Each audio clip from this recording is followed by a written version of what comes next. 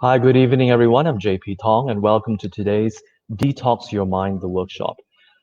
Today, I'll be talking about our fathers. Last week, if you have seen my program, I was talking about our mother and how our mothers or somebody who was a mother to us, so not necessarily our biological mother, but somebody who played a role as a mother in our lives, and how much impact she she had and is having in our lives. So after the live show, we had a closed workshop where I walk the participants through a certain meditation just to calm themselves, and I guide them on a meditation on remembering how our mother was when we were a lot younger and the kind of impact that she had in our life since as far as we can remember. And what is interesting is that a lot of the participants who went through that meditation with me started to remember a lot of things about about themselves when they were younger, and how even some of them held on to a certain image that they have of their mother without even realizing it for all these years. And now that they think back, they start to realize that a lot of who they are right now is a result of how they were inspired or influenced by the mother when they were very young. So today's topic is our father. So same thing. When we are growing up, whether or not we were, whether or not we were close to a father physically, emotionally. Again, I'm not talking about the biological father. It can be a father figure, and what kind of impact our father had on us as we were growing up. And usually fathers are the disciplinarian, and there are certain families like with my friend's family, for example. I noticed that the mother was a disciplinarian, and the father was the one who is more of the nurturing type. So either way, that's not that that doesn't really matter. But what really matters is the two people in our lives who have been with us since we were young, since as far as we can remember, and the kind of impact they have in our life, and how we have become who we are because of the few years of influence that they've had in our life. Okay, so we'll talk about father. So for my father has always been the disciplinarian and a very conservative and a very traditional person, holding on very tightly with the Chinese culture and the belief system. And that has always been in our lives since we were young. And although we did not appreciate it, but before I even started planning, or while I was planning for this program, again, I was thinking how my father had impacted me uh, as of now. So a lot of me actually came from him, although I did not like his traditional ways, because when we eat, like, dining manners, how we have to always speak our dialect, how we always have to behave in a certain way. There's always a discipline with how we were growing up. Although I didn't like it when I was growing up, I realize now that when I am with people around me, I notice that I appreciate people who are traditionalists. I appreciate people who have some sort of a discipline. And it also rubbed off into me that even for myself, although I'm a non-conformist, but in a way, I am a traditionalist deep down. So when I understand that, then you see, then I will see where that comes from. And it also made me realize that things can change. Things can change. I can change my thought process. So instead of allowing myself to be on an automatic mode, whereby where I look through the lens of being a traditionalist, coming from a Chinese background, a Chinese culture of how things are acceptable and not acceptable, when I take notice and acknowledge that in me, I can make a choice. I can actually catch myself when I view or perceive certain people, certain situation, how I would look at how I would perceive them through the lens of what I just said. And I form opinions and judgments based on that. So I'm mindful about that, and I make it a conscious choice not to allow that to be in the way to taint my perception of that person or that situation. That's why it's very important for us to understand our mind, so and how it became the way it is right now, and where does it come from. It does help. It does help. And then from there we will be able to choose again whether or not it is stopping us from perceiving what is in front of us, or is it not. So there's no right, no wrong. We always have a choice to make to see what serves us better. What serves us better. Okay. Let me see. So yes. So another thing that I noticed that has rubbed off or rubbed onto me from my father is that he's a very resilient person. I remember that there were a few times where he had some issues with his work, um, and how it was very stressful, under very stressful circumstances, and how my dad would always be very calm, very, very calm, and very collected. And he always said to us when we were growing up, in the midst of chaos, it is very, very important to stay calm, because when our mind is calm, we will be able to perceive much better. And when we have a better perception of what is ahead of us, whatever obstacles it may be, we will be able to make better choices. And that always stuck in me. That always stuck in me, because at that time, I think I was maybe around 10, 11 years old. And because of that, and when I went to boarding school in the United States, and there were times that, that I was going through a lot of stress because new culture, new place. I was only 13, 14 years old. And for me to get, for me to learn about the new culture and the people and all that uh, was very, very stressful for me back then. So I remember that although I was not happy there, but I had to control myself and really focus on why is it that I was even gone to, why I even went to a boarding school in the first place, although my parents didn't force me, but I wanted to go. I was given a choice, I made the choice, and I went for it. So, and throughout my life, no matter how challenging situations can be, I would always calm myself, and it's automatic. It's automatic. So a lot of times, my friends will know when I'm extremely quiet and very, yeah, just very quiet and very calm.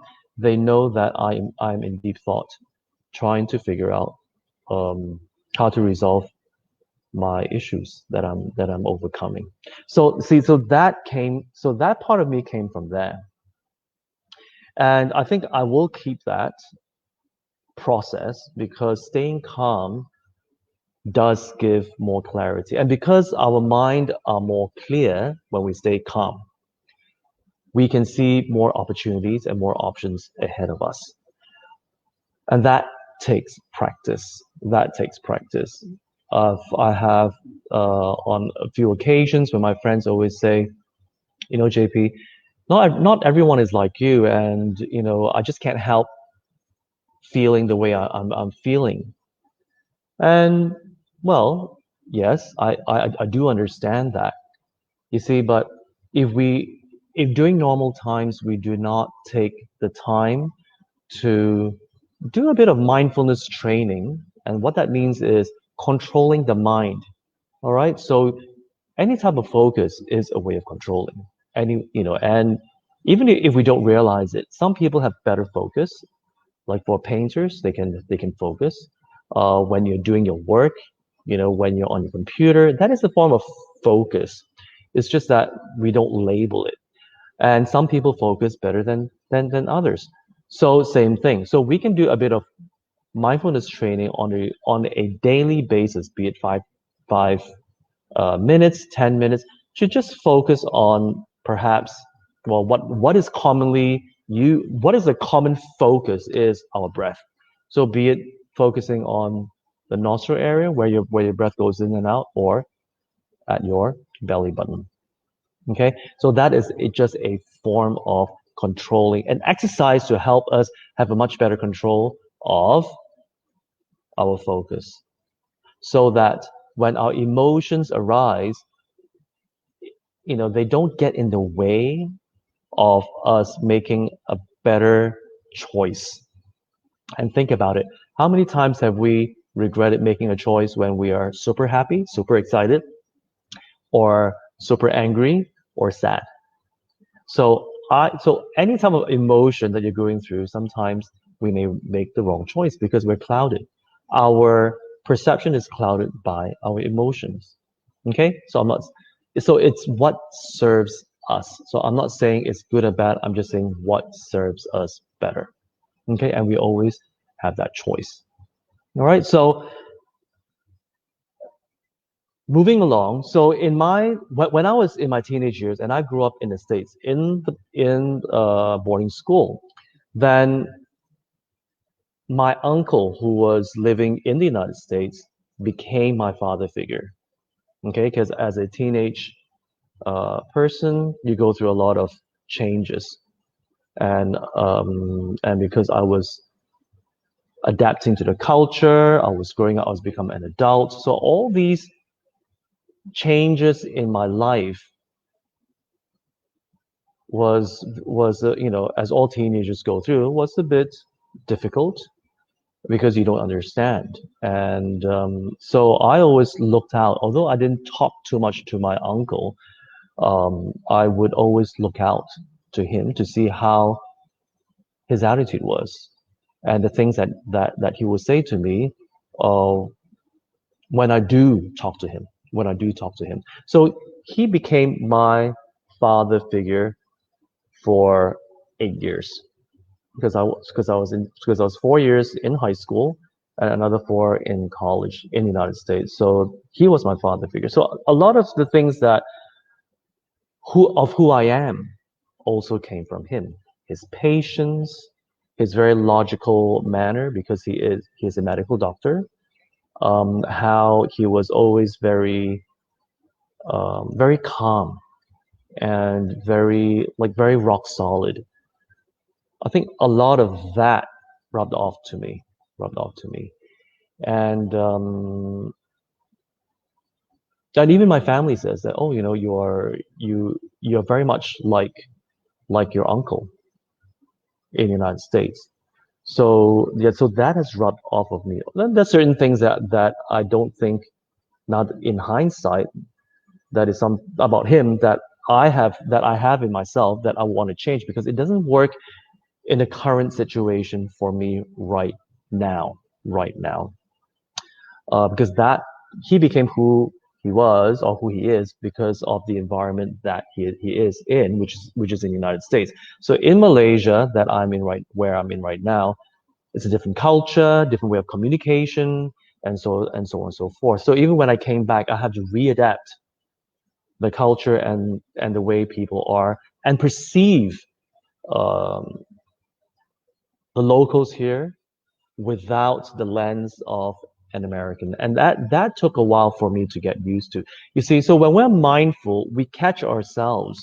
We catch ourselves instead of being judgmental because, well, because that is our reality. When we are grown up, who we were with, the person whom we look up to for inspiration, for a point of reference, okay, for a point of reference, that has a huge impact on us, whether we realize it or not. So that is why being mindful is very important. So in hindsight, I realized that even that when I first came back, well, I graduated from college and I came back to work. And there were a lot of things that I could not adapt, and I became very, very unhappy. I was very depressed. I wanted to get out of Malaysia. I didn't like that. You see, but all that emotional turmoil or unhappiness was because I was experiencing or I was perceiving my environment through the lens of the American culture, which I was used to. And that created suffering. That created suffering because I just felt that it was an environment that I was not used to, although I grew up in Malaysia from since I was a child all the way to when I was 13 years old.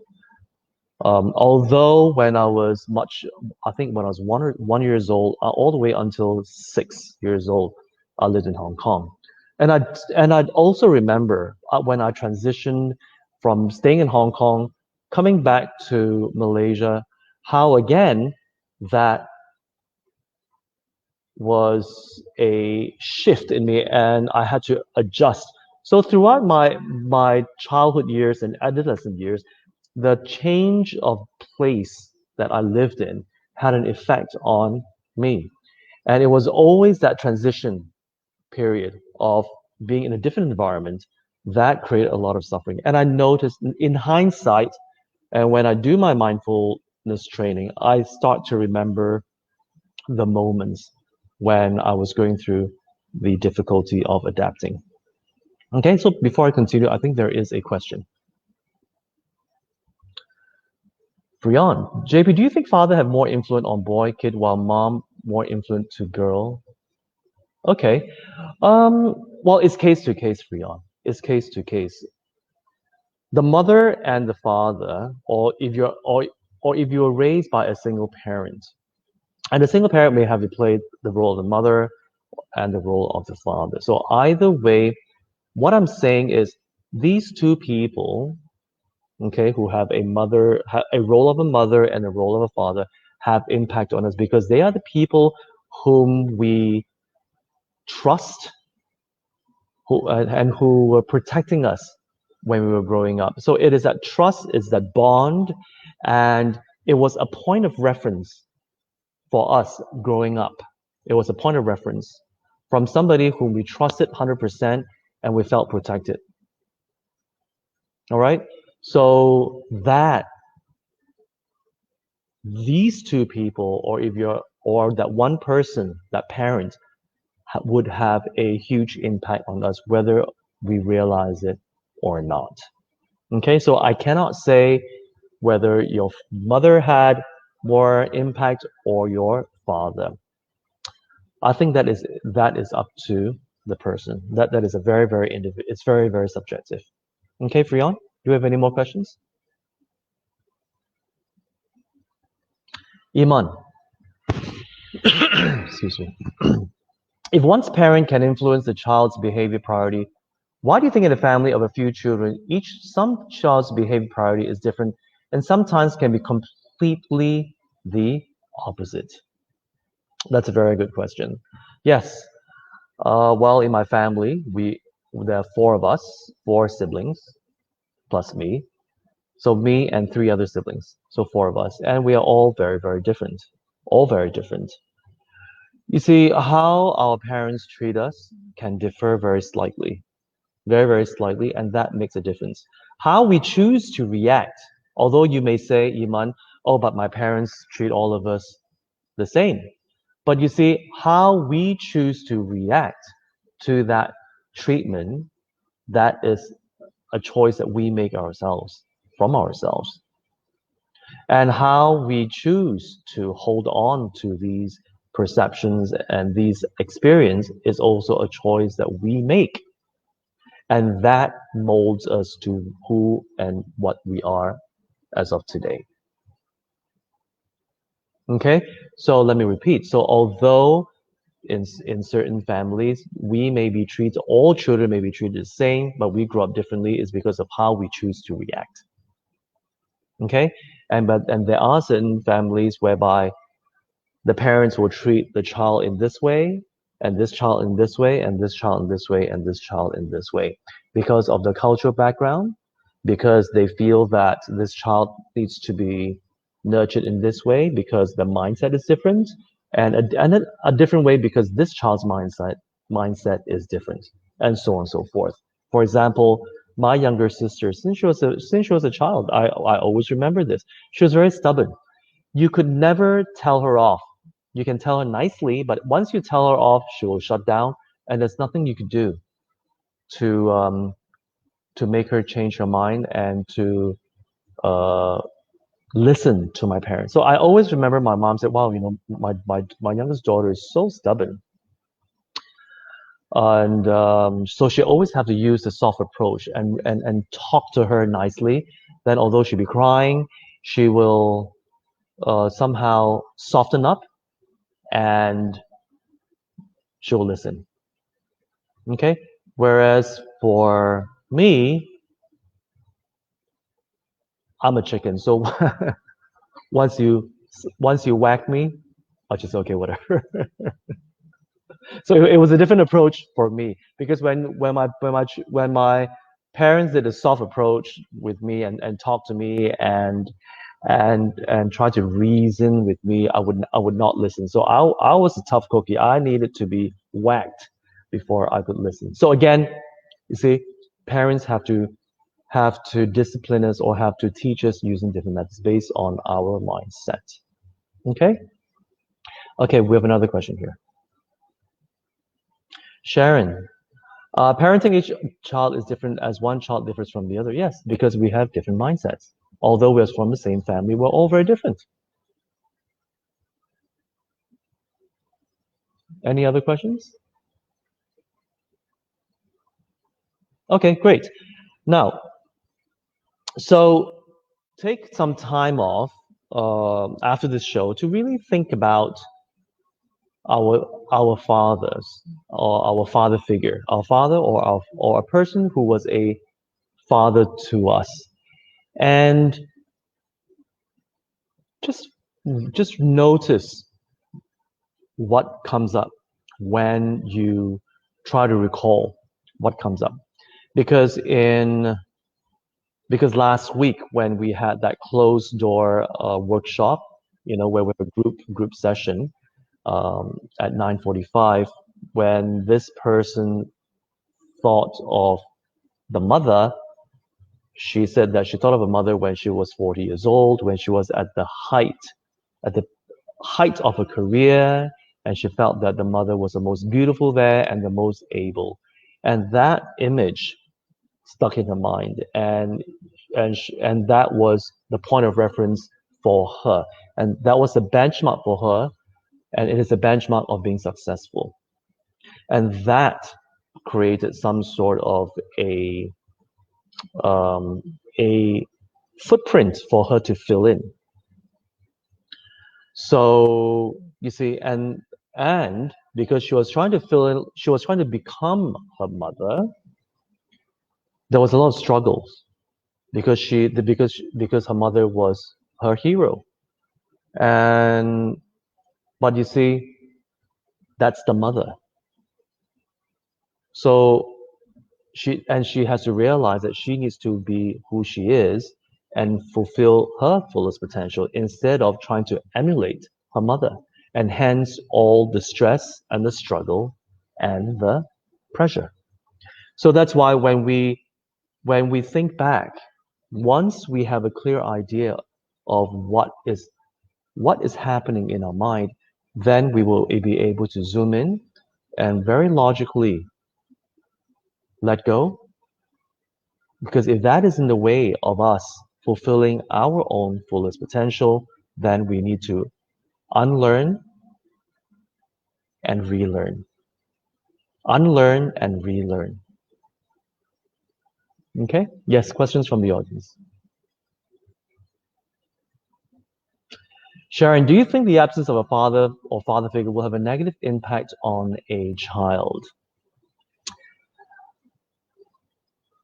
Well, this question has been debated, especially with